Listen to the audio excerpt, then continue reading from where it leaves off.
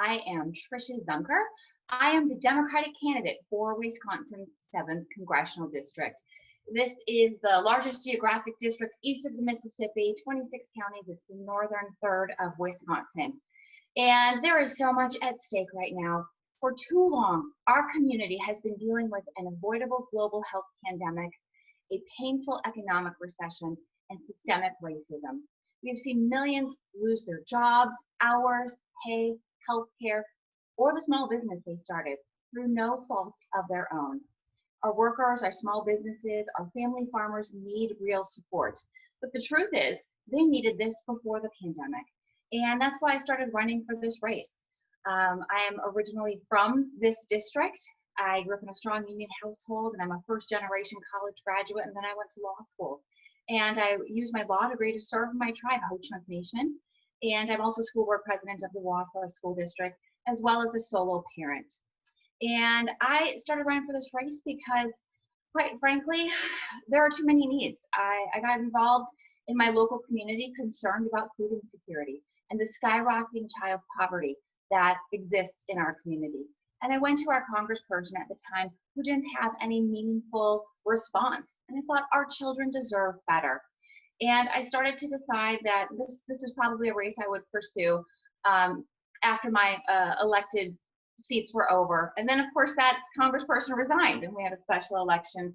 And I have to say, the stakes have never been higher. Just a couple weeks ago, my opponent was one of the few who voted no on the resolution to condemn QAnon, just not representing the people of Wisconsin, not representing American values. I'm running because I feel a duty and an obligation to give back. I feel I've been given an opportunity and a voice to make a difference, which I've done in my communities. And I want to take that to the federal level and work hard for everybody in Wisconsin's 7th Congressional District, whether they vote for me or not. I'm coming to you from my Ho-Chunk basket gallery in my basement. My grandma was a Ho-Chunk basket maker. And they sold these on the side of the dirt roads to make ends meet and survive. And I collect them because to me they symbolize perseverance and resilience. And I know I wouldn't be here today if it wasn't for their sacrifice. It wasn't for me now in the most consequential election of our lifetime to sit on the sidelines when there's more to do. And I want to encourage everybody to do a little more. If you're listening to this today, you probably are doing more, whether it's text banking, making phone calls, helping get the word out about candidates so that we can have Democratic candidates win up and down the ballot. But everybody's got to do just a little bit more. This race is so important because we really have women's future on the line here. It's women's healthcare on the ballot. It is women's bodies on the ballot, women's safety in our future. And I have to tell you something, the race that I'm running is historic because Wisconsin has never been represented by a Native American in Congress before. And this district has never been represented by a woman before. And I don't ask anyone to vote for me because I'm a woman. I ask them to vote for me because I'm a hardworking woman who's going to get the job done in Congress. But women's issues are human issues. And it is high time that our women and our girls see themselves reflected in congressional leadership. And our boys need to see it too. So I'm very honored to be able to introduce our keynote speaker today. Sharon Salzberg is one of today's best known Buddhist teachers. It is her own life's experience of suffering and her bravery in sharing stories of her relationship with that suffering that has inspired so many people around the world. Buddhist practitioners and non-secular meditators alike. Through her unique interpretation of Buddhist teaching and her commitment to sharing what she has learned on the Buddhist path, Salzberg has created an impressive portfolio of teachings. Today, Salzberg serves a worldwide audience through her teachings, retreats, and writings on the power of meditation. She is the author of 9 books, including the bestsellers Faith, Loving Kindness, and Real Happiness. She is a columnist for Krista Tippett's On Being and has written for a number of publications, including Buddha Dharma, The Practitioner's Quarterly, Huffington Post, Time Magazine, Yoga Journal, Tricycle, and Real Simple. She has spoken and taught at a variety of events and conferences worldwide, Her voice continues to impact and inspire others, Buddhists and non-Buddhists alike, to cultivate a better life through the practice of meditation. And now it is my great honor to introduce Sharon Salzberg.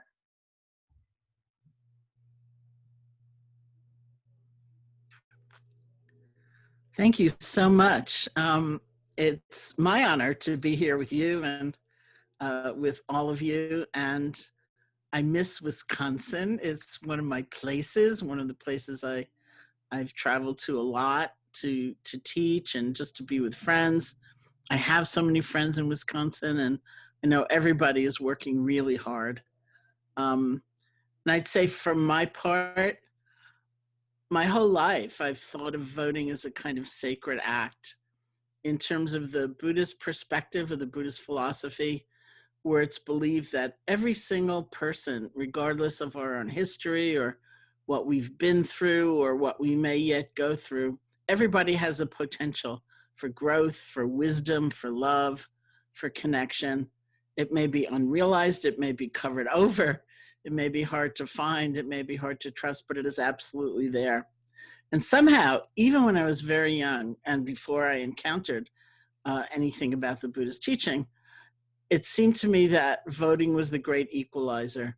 All the ways in which any one of us might feel left out, unseen, uncared about, or we look around and we see others are actually kind of shunted away or discounted in some way. In voting, we are all equal. Everybody has a voice. And so from that young age, I really felt like I want my voice included. I don't want to be standing on the sidelines. I don't want to be marginalized in some way. I want to move right into the center of possibility, the center of change. And so my friends probably tell me, or they probably think, they don't actually boldly tell me, talk about voting all the time, so, and of course, this is the season where not only do we each need to participate, we need to try to urge others. And this is why you've come together to do this work. And I really applaud it tremendously. So I just want to talk a little bit about meditation practice and talk about some of the tools that I'm using right now, because to say we are committed to the work, we're inspired, doesn't mean it's easy, and we need a certain kind of fortitude. We need patience. We need to persevere, even though we're now counting down in days still. Every day seems like an eternity, right? And so we need to have that sense of inner resource. And I think anyway, in any time of the stress dynamic, which is really a dynamic, there's the pressure, the circumstance, the experience that we're having, and then there's the resource with which it's met.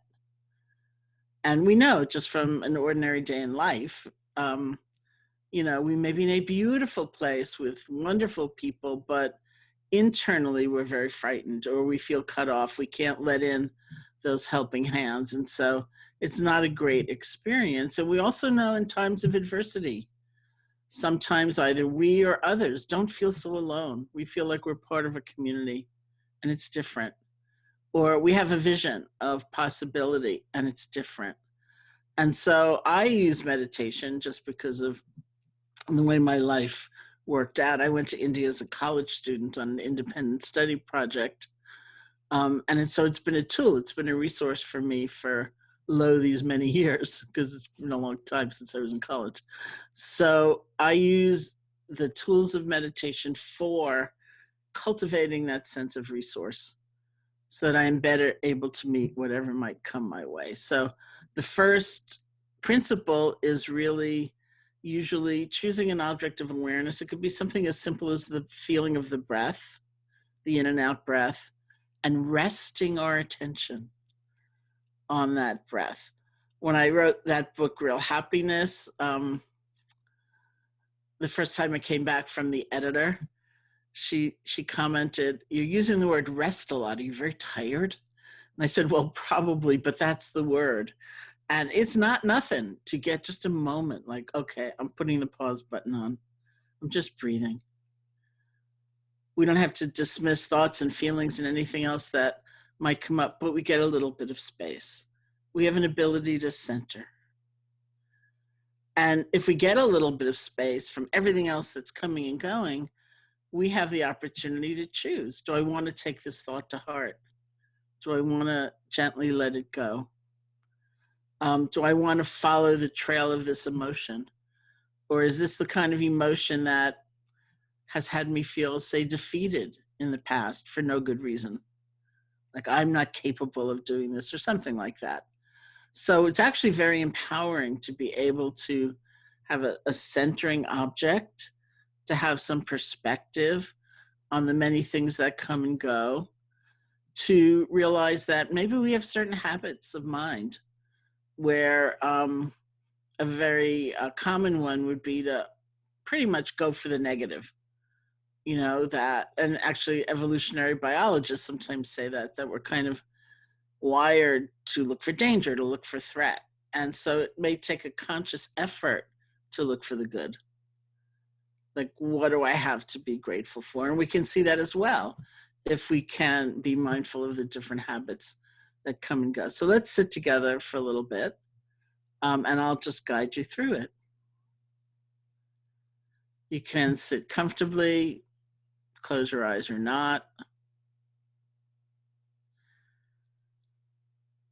We can start just by listening to sound. And unless you are responsible for responding to that sound, see if you can have it wash through you.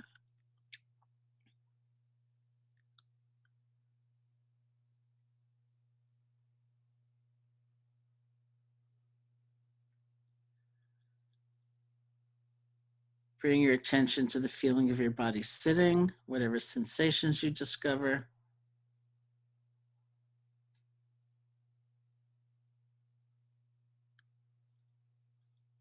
You can feel the earth supporting you. You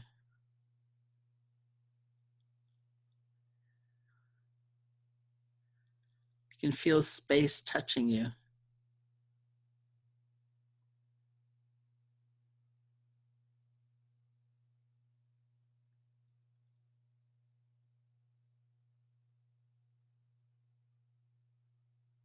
Bring your attention to your hands.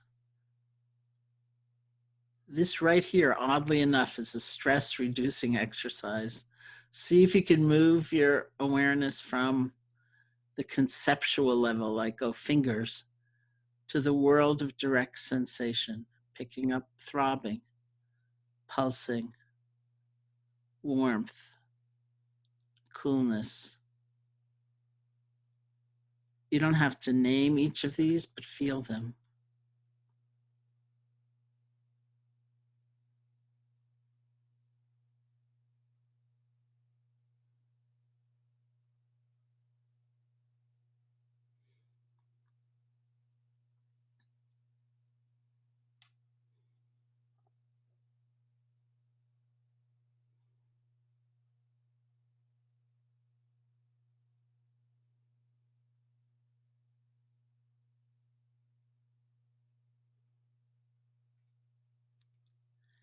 And bring your attention to the feeling of your breath, just the normal, natural breath. You don't have to try to make it deeper or different. Wherever you feel it most distinctly, maybe that's the nostrils or the chest or the abdomen. You can find that place, bring your attention there, and just rest. See if you can feel one breath without concern for what's already gone by, without leaning forward for even the very next breath. Just this one.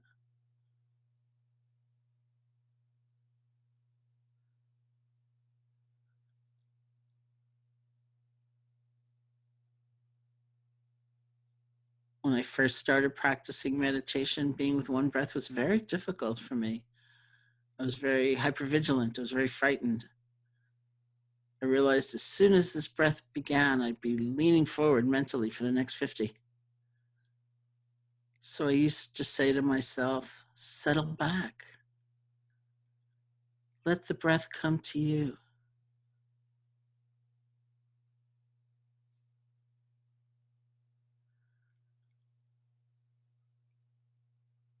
I also used to say, you're breathing anyway.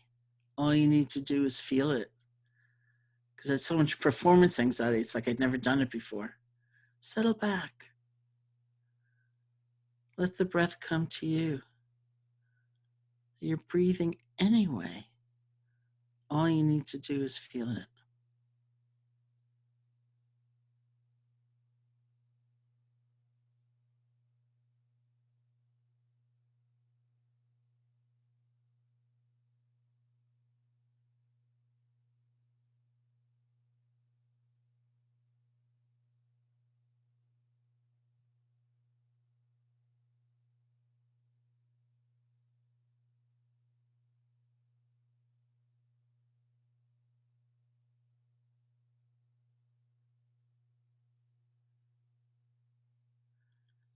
It's just one breath.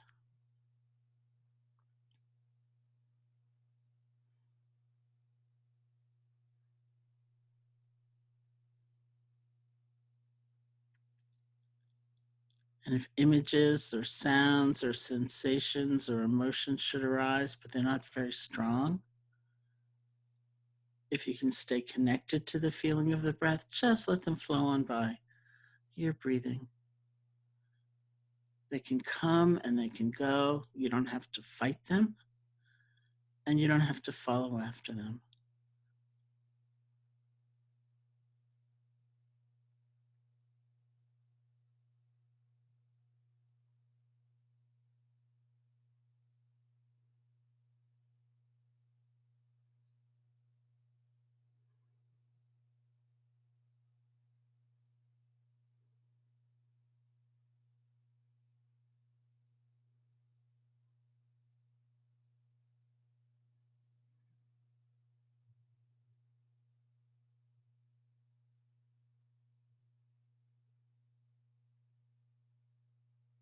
If something comes up, say a strong emotion, strong enough to capture your attention, you can just recognize that this is what is happening right now.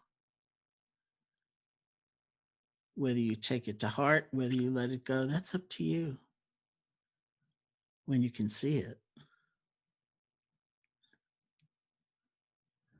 There's no wrong experience. Whatever might arise is fine.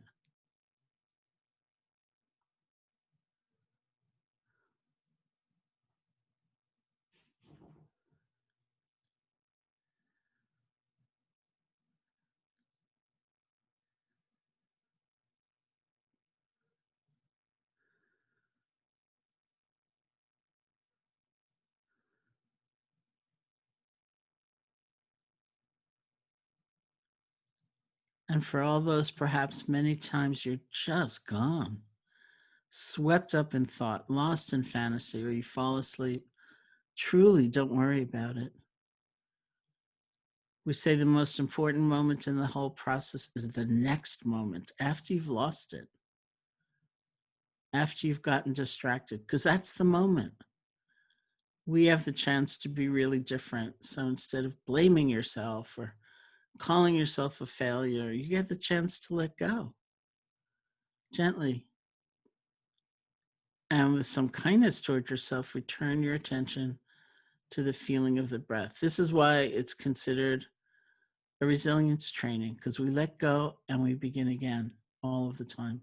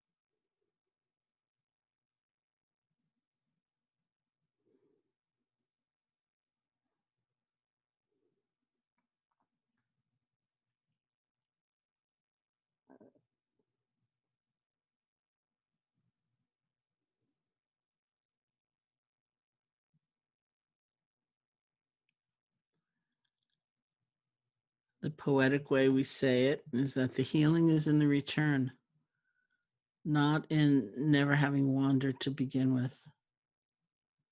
It's really right. This is probably the biggest life lesson we take right into our day. We're going to fall down, we'll falter, we'll forget, we'll make a mistake, but we can start over. This is what we're practicing right here.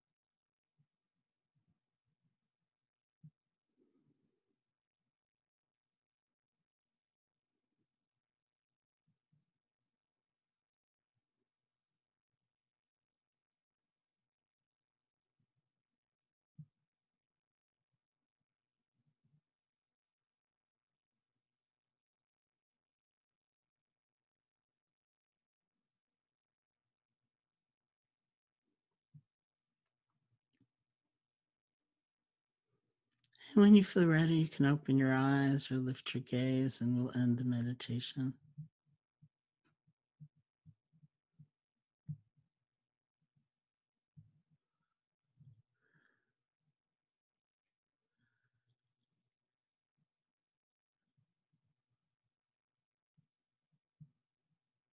So, that last thing that I said, that we're always beginning again, I first heard in January of 1971 when I began my meditation practice. And it's probably the most important thing I've ever had to learn in my life, that we can fall into so much disappointment or in ourselves or feel, we didn't live up to something, but truly we're always beginning again. And if we just reinforce that ability, uh, we can sustain an effort in so many ways for so many things that we find important. So thank you so much for practicing. You can do this in like one breath if you need to when things might be tough or challenging in some way, or you just want to have a break.